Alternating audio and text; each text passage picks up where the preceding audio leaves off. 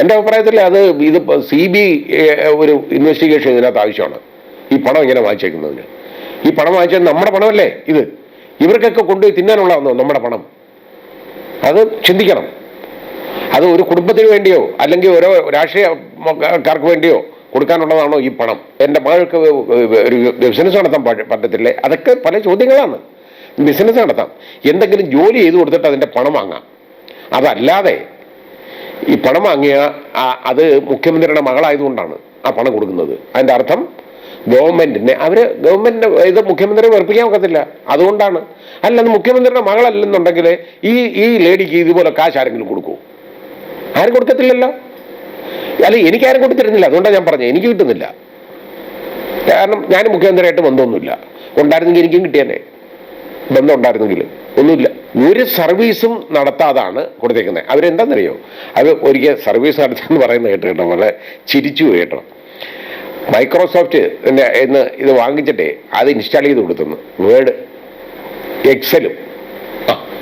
ഇതാണ് സർവീസ്. ആലോചിച്ച് നോക്കിക്കോളൂ.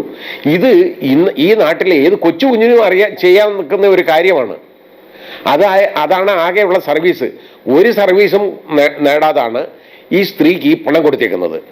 അത് കൊടുത്തതിനെ അതിനെ ന്യായീകരിക്കുന്നത് എങ്ങനെ ന്യായീകരിക്കും? അത് ശ്രീ പിണറായി വിജയന്റെ മകളായതുകൊണ്ട് മാത്രമല്ലേ ഈ സ്ത്രീക്ക് ഈ കാശ് പണം കിട്ടിയത്. അല്ല ചുമ്മാ പോകുന്നവരൊക്കെ ആരെങ്കിലും വിളിച്ച് പണം കൊടുക്കുമോ? അപ്പോൾ അവര് പ്രബലനായ രാഷ്ട്രീയ നേതാവിൻ്റെ മോളായതുകൊണ്ട് അവർക്ക് ഈ പണം കൊടുത്തു, രാഷ്ട്രീയ നേതാവിനും കൊടുത്തു. ബാക്കി വാങ്ങിച്ച ആളുകളെല്ലാം പറഞ്ഞു ഞങ്ങൾ വാങ്ങിച്ചു, അത് പാർട്ടിക്ക് വേണ്ടി വാങ്ങിച്ചാണെന്ന്. പിണറായി വിജയൻ അത് പറയാൻ ഒക്കത്തില്ല. കാരണം ഈ രാഷ്ട്രീയ പാർട്ടിക്ക് വേണ്ടി പണം പിരിക്കാൻ പിണറായി വിജയനെ ഏൽപ്പിച്ചിട്ടില്ല. അതുകൊണ്ട് മിണ്ടാക്കത്തില്ല. എന്നെ സ്വന്തം ആവശ്യത്തിനെന്ന് പറയണം. എന്തിന് ഈയിടെ ഇന്ന് ഇത്രയും പണം വാങ്ങി? 96 കോടി രൂപയാണ് വാങ്ങിച്ചേക്കുന്നത് പലരുമായിട്ട്. അതിനകത്ത് ഇനി ഞാനല്ല എന്നൊക്കെ ചുരുക്കപ്പേര് ബാക്കിയുള്ളവരൊക്കെ പറഞ്ഞല്ലോ. അത് ഞങ്ങൾ തന്നെയാണ് കാശ് വാങ്ങി, അത് പാർട്ടിക്ക് വേണ്ടി വാങ്ങിയാന്ന് പറഞ്ഞു. ഇത് പറയാൻ ഒക്കത്തില്ല പാർട്ടിക്ക് വേണ്ടിയെന്ന്. കാരണം പാർട്ടി ചുമതലപ്പെടുത്തിയിട്ടില്ല. ഇതുപോലെ ശതകോടീശ്വരൻ്റെ കയ്യിൽ നിന്ന് കാശ് വാങ്ങിച്ചെടുക്കാൻ, പണം വാങ്ങിയെടുക്കാൻ പാർട്ടി ചുമതലപ്പെടുത്തിയിട്ടില്ല. അത് കാരണം അതും ഉണ്ടാക്കത്തില്ല. ഇത് പാർട്ടിക്ക് വേണ്ടി വാങ്ങിയതല്ല, സ്വന്തം ആവശ്യത്തിന് വാങ്ങിയതാണ് ഈ പണം. ഇത് എവിടെ പോയി? അദ്ദേഹം ഒന്ന് പാതുറന്ന് പറയട്ടെ. ഈ പണം അത് ഞാൻ CFOയെ കണ്ടിട്ടില്ല എന്ന് ചോദിച്ചപ്പോൾ ഈ പത്രക്കാരും ചോദിക്കുന്നില്ല. അപ്പം എനിക്ക് തോന്നിയ ഒരു ചോദ്യം ഇത്രയേ ഉള്ളൂ, പിന്നെ ആരെ കൊണ്ട് തന്നെന്ന് മാത്രമേ ഉള്ളൂ. CFO ഞാൻ നേരിട്ട് കണ്ടിട്ടില്ല. നേരിട്ട് കണ്ടെന്ന് ആരും പറഞ്ഞില്ല. CFO നേരിട്ട് കണ്ടെന്ന് പറഞ്ഞില്ല. പക്ഷേ പിന്നെ ആര് കൊണ്ട് കൊടുത്തു പണം? അതൊന്ന് പറഞ്ഞാൽ മതി.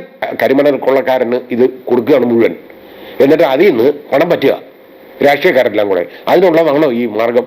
ഇത് കേരളത്തിന്റെ സമ്പത്തല്ലേ? ഇത് നമുക്ക് നാട്ടിലെ ജനങ്ങൾക്ക് കിട്ടേണ്ടതല്ലേ ഇതിന്റെ ഇത്?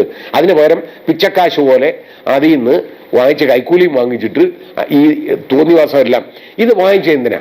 ഇപ്പൊ മുഖ്യമന്ത്രി ഈ പണം വാങ്ങിയാൽ എന്തിനു വാങ്ങി? ഏറ്റവും വലിയ അഴിമതിയാണ്. എന്തെങ്കിലും അയാൾക്ക് ചെയ്തു കൊടുക്കാതെ വാങ്ങാൻ ഒക്കത്തില്ലല്ലോ.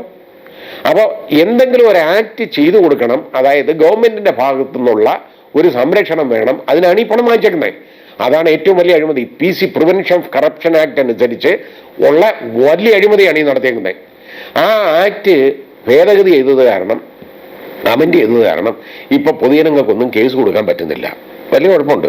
കാരണം സർക്കാരിന്റെ അനുവാദം വാങ്ങിച്ചിട്ട് വേണം കേസ് കൊടുക്കാൻ. ഞാൻ കേസൊന്നും കൊടുത്തോട്ടെ നിങ്ങൾക്കെതിരെ എന്നും പറഞ്ഞ് പോയി ഇവരുടെ തന്നെ അനുവാദം വാങ്ങിച്ചിട്ട് വേണം കേസ് കൊടുക്കാൻ. ഒന്ന് ആലോചിക്കുക എന്താണെന്ന്.